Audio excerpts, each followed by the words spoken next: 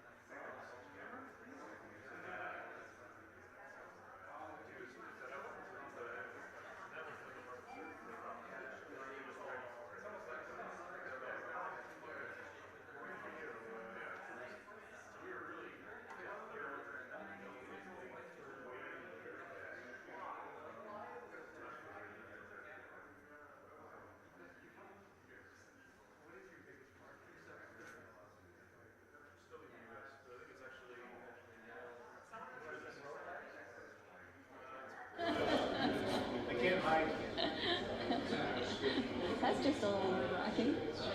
Just pretend that they're just naked. That's what I always do. Oh, Jesus. All right, so do... I do like permanently on the internet. Yeah. Ah. Okay, first we're going to do some clear Do you want to introduce? And then I'll just take off. Sure, okay.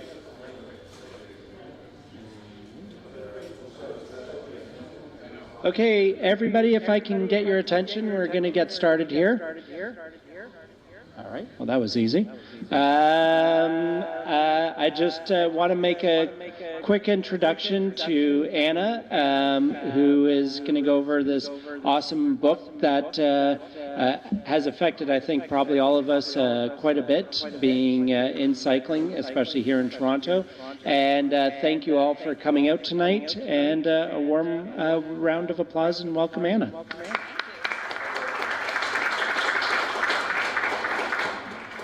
Thank you so much, Heath. Can everybody hear me? Is this good?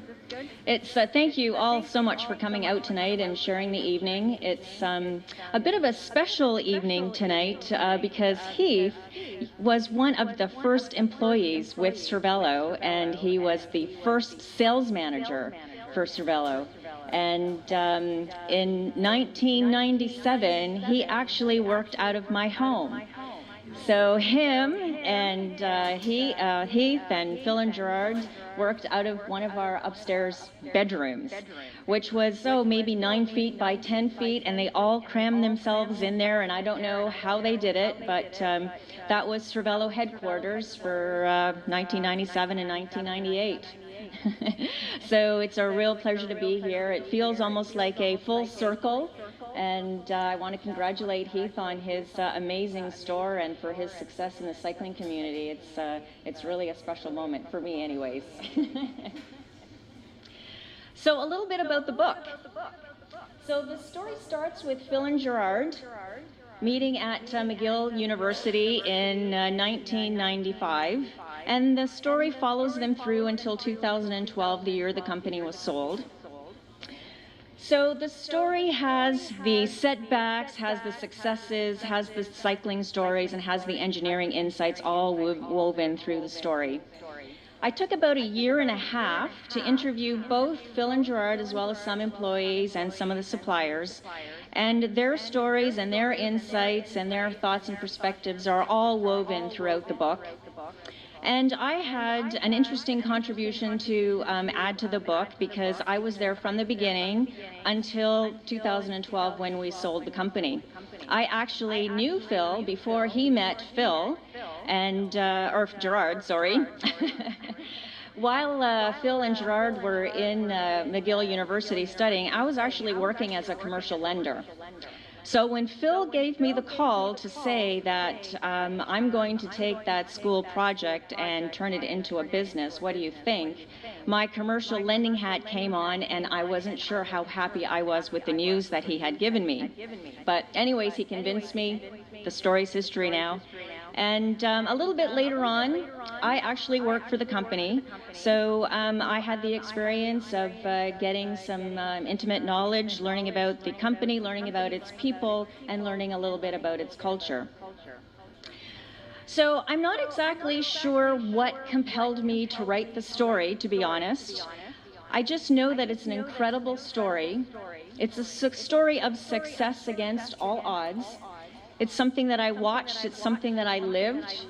And as I was writing the book, I wanted you as the reader to be inspired by their story, as well as to be entertained by their story, because there's a lot of really funny moments.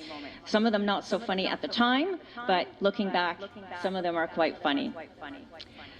So one of the things I also thought about when I was creating the book is that I wanted the book to represent the Cervélo brand.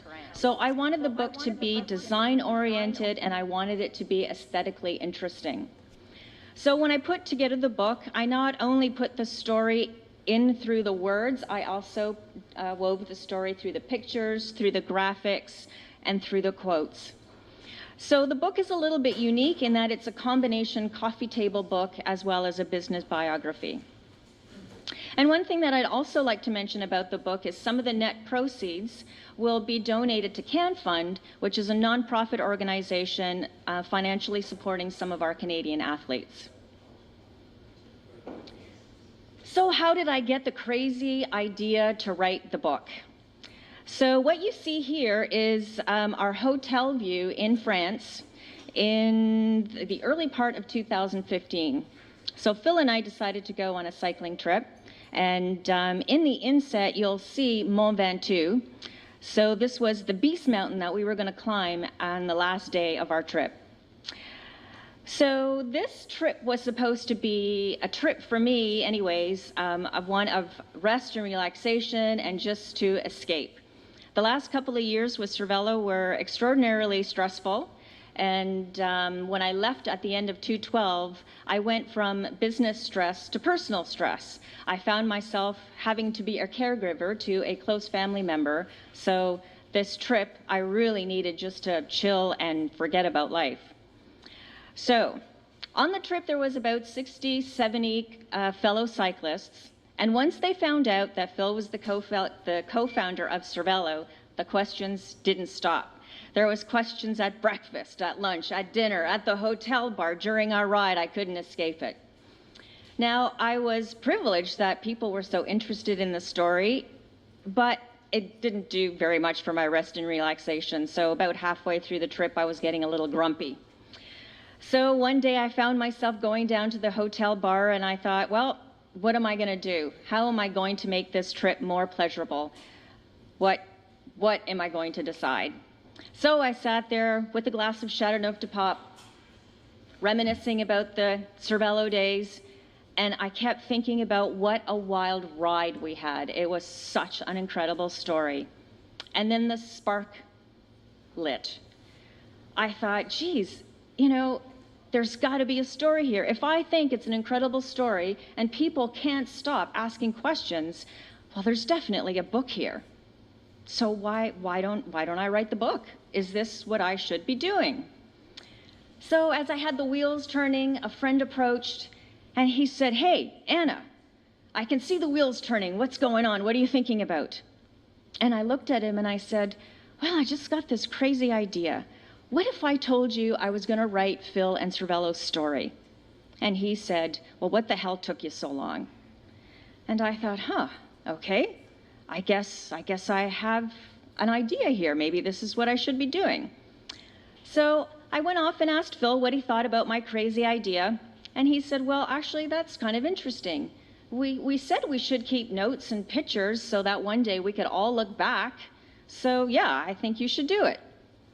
So I thought, all right, okay, I'm going to do this, but I'm only going to do it if I have Gerard's support. So as soon as we got back from the trip, I called Gerard and I told him about the crazy idea. I was met was silence. And it lasted an eternity. And then I couldn't breathe any longer. But if you know Gerard, he hadn't said no, so it was a viable idea. So he says to me, "Do you know how tedious writing can be?" And I said, "Well, no, not really, but, I really want to do this. I think it's an incredible story, and it's got to come out. It's got to be told." So then he says, "Well, a really good friend of mine is an author, and every time he finishes a book, he swears he's never going to do it again." Okay, I hear the message. I really want to do this. Your story needs to be told. And so after some back and forth, Gerard finally agreed. So I thought, okay, I'm actually going to be writing a book. All right. So the first thing I did after that was to research the industry, and I had to find an editor.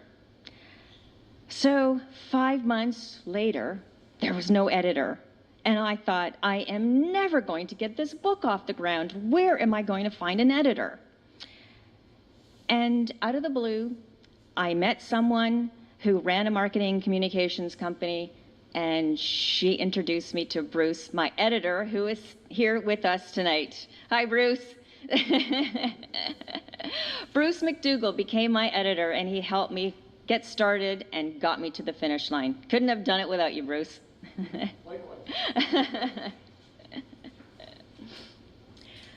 So how did Gerard meet? What was it that brought them together? Now, I mentioned that the story started with Phil and Gerard meeting at McGill University. I know that story, but what were the circumstances that brought them together? So Phil and Gerard were both doing their Masters of Engineering at McGill, and Gerard was actually a student from Eindhoven University in Holland. And he got permission to finish his last year of his engineering studies at McGill. So he was to join a team at McGill University working on building a time trial bike. And that was going to be part of his dissertation for his final project at Eindhoven. And as well, he would be taking university courses at McGill. So when he arrived, he was a little miffed. He met with the team, and their goal was to build a time trial bike, but the objective was to build the lightest bike possible. So Gerard saw two problems with this. One of them, if you're trying to build the lightest bike available, if you compare that to the rest of the market right now, you don't have the lightest bike. And number two, if you're building a time trial bike, aerodynamics matters more than weight. So Gerard became a little concerned. He wanted to graduate. So he thought, well, I'm going to have a conversation with my prof at Eindhoven and see what we do.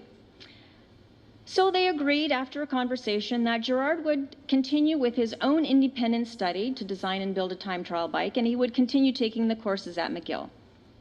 So, problem not solved. It went from bad to worse for Gerard. So he thought, to keep things amicable, he would provide a presentation on his preliminary design and preliminary findings. After the presentation, the professor told him that he had assigned all the lab time and resources to other students, and he would have to find his own way to build his bike project. So Gerard was shocked and a little disappointed, and he needed to graduate, so he figured the only thing he could do was to build the bike in the basement of the house of an apartment that he rented. So he went to the lab, and he was collecting all his things and bummed out that, things didn't turn out as he expected them, and not really understanding how he was going to get this bike project done. So in comes Phil. And he asked Gerard what he was doing, and Gerard explained the situation, and Phil thought, oh, well, this is a very interesting project. It's the summertime. I've got some spare time. And he said, Gerard, why don't I give you a hand? And that's what brought them together. So the school project turned into the Baraki, and the Baraki was essentially the beginning of Cervélo. And now I'd like to read you a passage with regards to the Baraki from the book.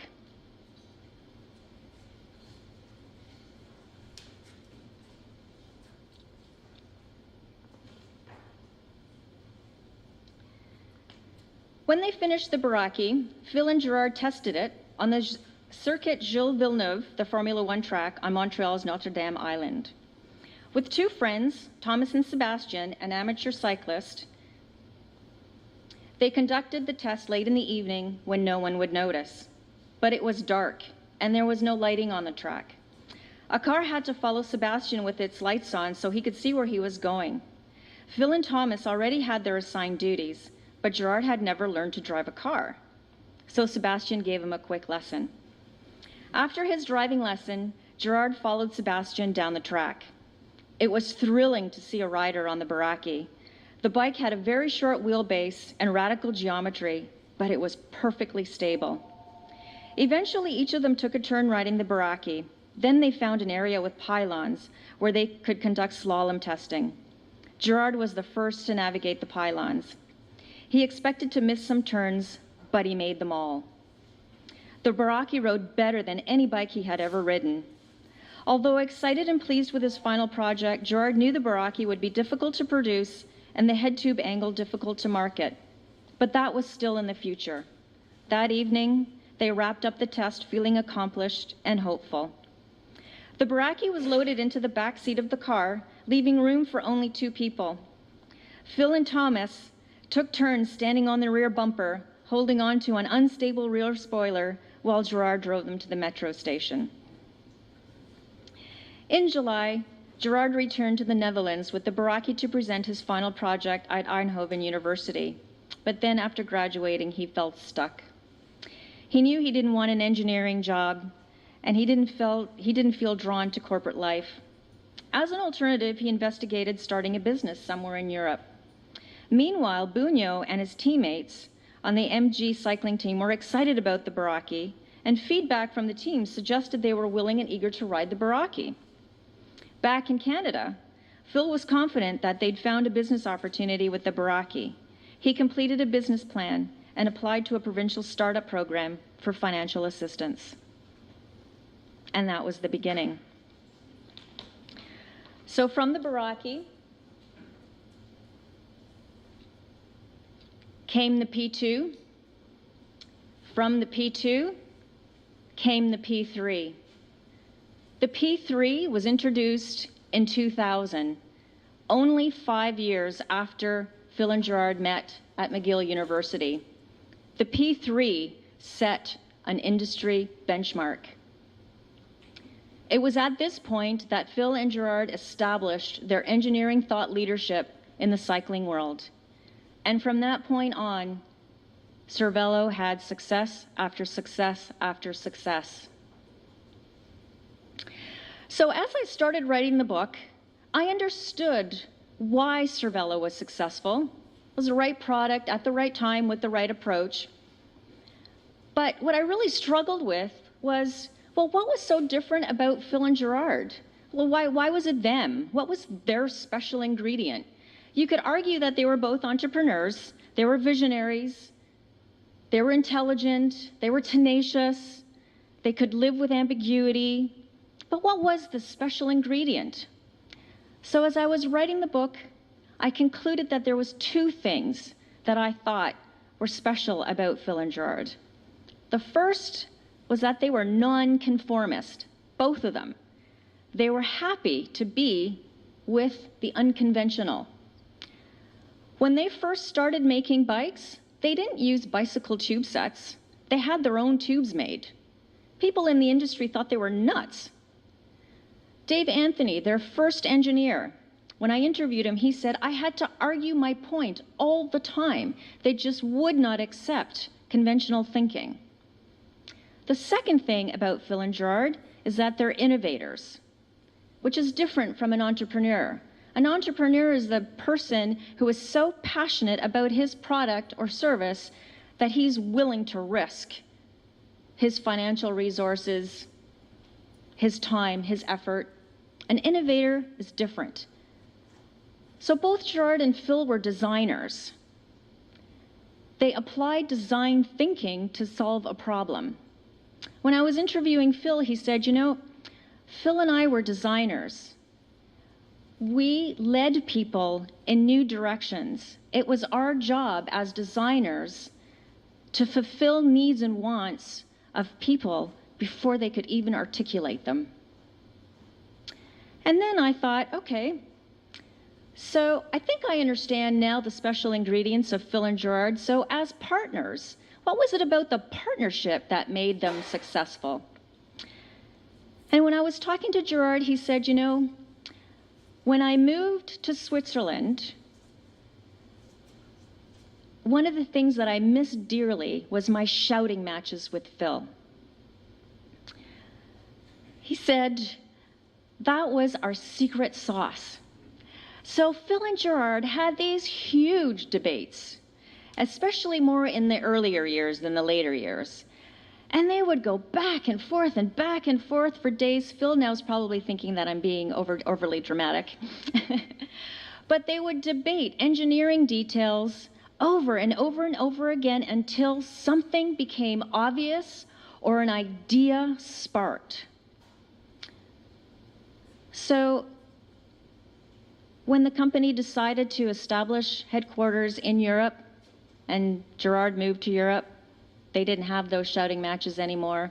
And it was at this point in time when the partnership started to unravel and the company as well started to unravel.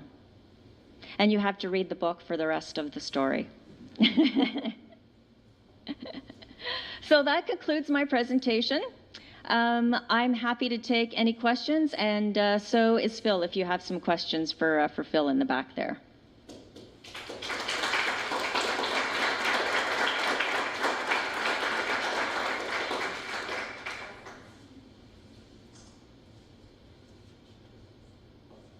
Where did you come up with the name on your first place? So the question was, where does the name Baraki come from? Well, Baraki is a two-man time trial in Italy. And as you know, if you can get two people together in a train, the net drag reduction on the two people is less than one. So it's actually, you know, significantly faster as a pair. So that's where Gerard got the name. It was Gerard's idea for the name. He said this bike is as fast as two people riding together. We had a checkered past, I think is the best way to put it, with our choice of names. We thought we had some really brilliant ones.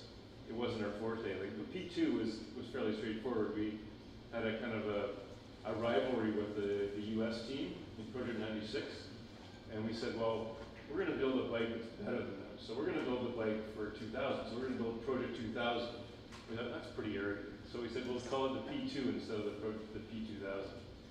And then we had another one. And the next bike was the Air, E-Y-R-E. And we thought, you know, Air, Jane Eyre. Everyone's taken Jane Eyre and read Jane Eyre, so everyone will know it's a play on words, right? It's like, you know, because Nike already had the Air. We thought there might be some trademark issues.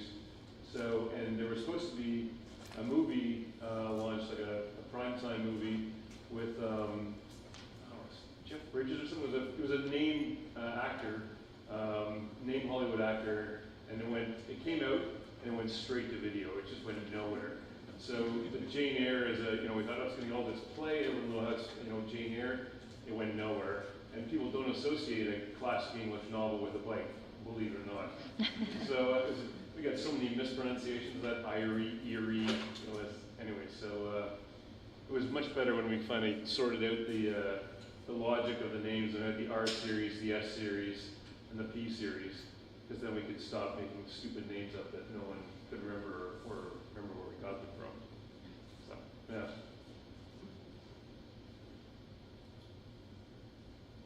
And is there a question in the back? What are you doing now?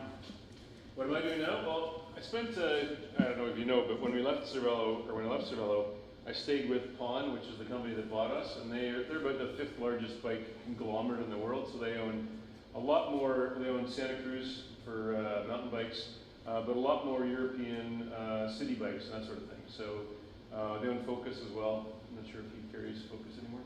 Oh, anyways. But they have quite a few brands, and I really got into understanding just how big a difference bicycling could make for mobility, especially in an urban environment. And so I said, well, really what I want to do is I really want to focus on how do we get more people onto bikes and commuting, so moving people in the city. And that's not as simple as you think of, just like getting on a city bike. I mean, there's a stagnation point, I think, And we're seeing it in Toronto where you're just not going to get more people on the bikes. I mean, people here, we're all into cycling. But, you know, riding downtown and arriving at work after you've done 10K and you're all sweaty and you got to, you know, take your suit and walk upstairs to the boardroom, that's not going to cut it. You need to find a solution that gets people to work where they're not sweaty. You need to find a solution where they feel safe. You need to find a solution where it's like your car. You get in your car, you turn the key and you back out and you drive to work. You don't shift gears anymore. We're all here. We're probably happy shifting gears. But if you watch how your average consumer gets on a bike, they don't want to shift gears. They don't understand it. They get to a stoplight and they put their feet down and they start pedaling in the same gear they stopped in. So all these things to me are things that we need to change if we want to get people, if we want to improve mobility of people. So I'm focusing now on the next, what I would call the next generation of moving people in the city. I mean, you can, if you live in, you guys probably all live in Toronto, you know, or you, I don't know if you do know, but I had an epiphany about 5 years ago, because we drove up to York University, and I went, oh, this is way faster than in a car. I gotta drive there. It's not cycling. So we drove up, we got on the 400, and we crawled up to York University. And I said, okay, so it was a terrible long commute. So coming back, I gotta find a different route. So we'll go down Jane. It's gotta be better. And coming back down Jane, someone left York University on a bike at the same time that we did in the car, and they arrived at Jane and Bloor at exactly the same time that we did. And I went, this doesn't work anymore. Using a car in Toronto it's not going to get any better.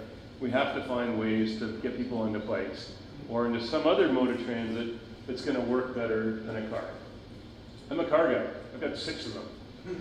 I love racing, but it's not the way to get around the city. So what about the bike programs, the bike programs?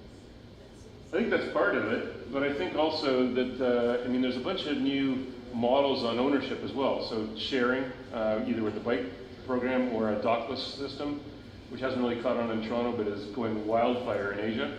I mean, there's millions of bikes that are just dockless. So you just walk up with your phone, someone's left it here, you just click on it, you can use it for as long as you want, and you just drop it at another station, or not at a station, anywhere you want it, and someone will pick it up. I mean, there's a bunch of interesting ownership models. We've talked with condo developers about viewing the condo as a mobility hub. So if you live in a condo downtown, do you want to own a car? Probably not. I mean, a lot of people now don't want to own a car, but you still need to use a car. What if your parents come in and you pick up at the airport? Well, okay, so then you need a car to go and pick them up. What if you go to IKEA to pick up, you know, your new cupboards? Then you probably need a truck. So maybe you want to borrow a pickup truck for a couple hours. But if you're running downtown, you want to go to work, maybe it's an e-bike. And if you're just taking a ride over the islands on the weekend to have a picnic, maybe you have a regular bike. So if we rethink what the condo is, you know, it's not a storage place where you keep your car, it's a mobility hub, and you have a collection of things that you can use.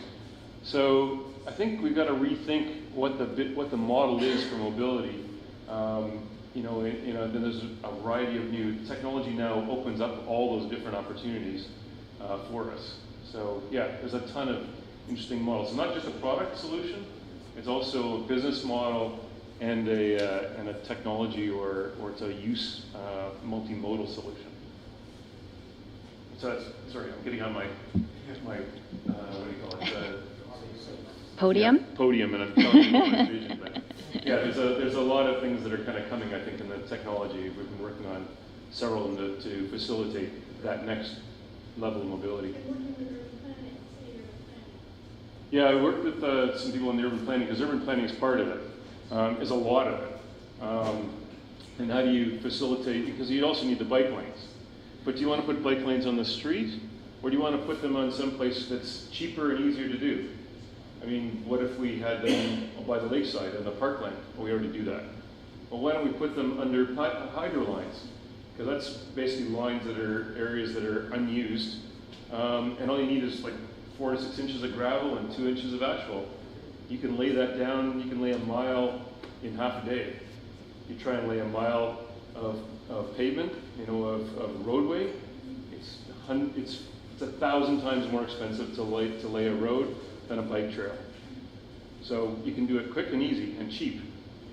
So there's the infrastructure side is really part of it, because like Anna doesn't like riding on busy streets as well. I'm kind of a little more used to it. I'm not quite the courier guys downtown, but I'm a little more open to it. But most people are not. So you've got to think of how it's not just a product again. It's the urban planning and the infrastructure. How about the weather?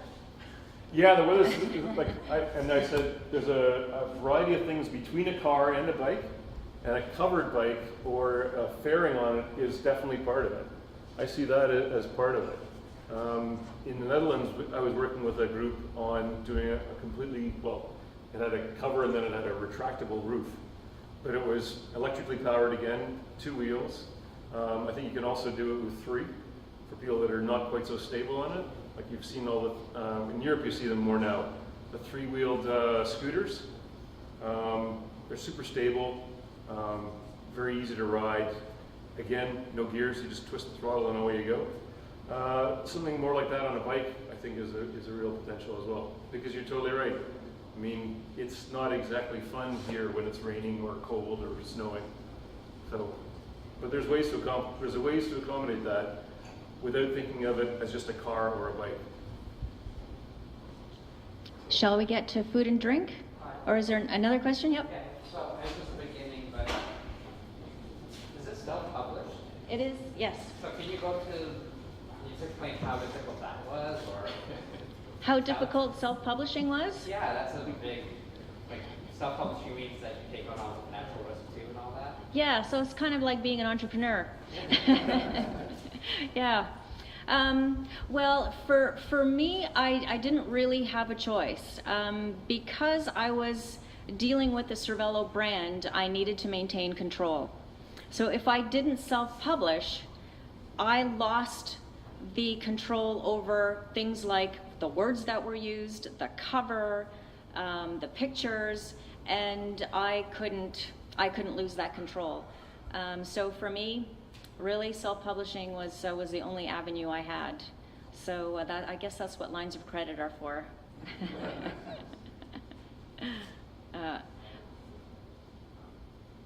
Is there any other questions?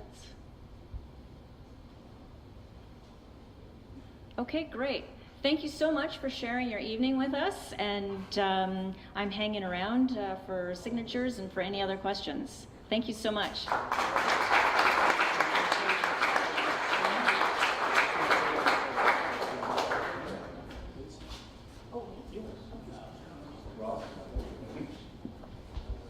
And for you folks that are on live stream, we're going to end our event for this evening. Thanks so much for watching.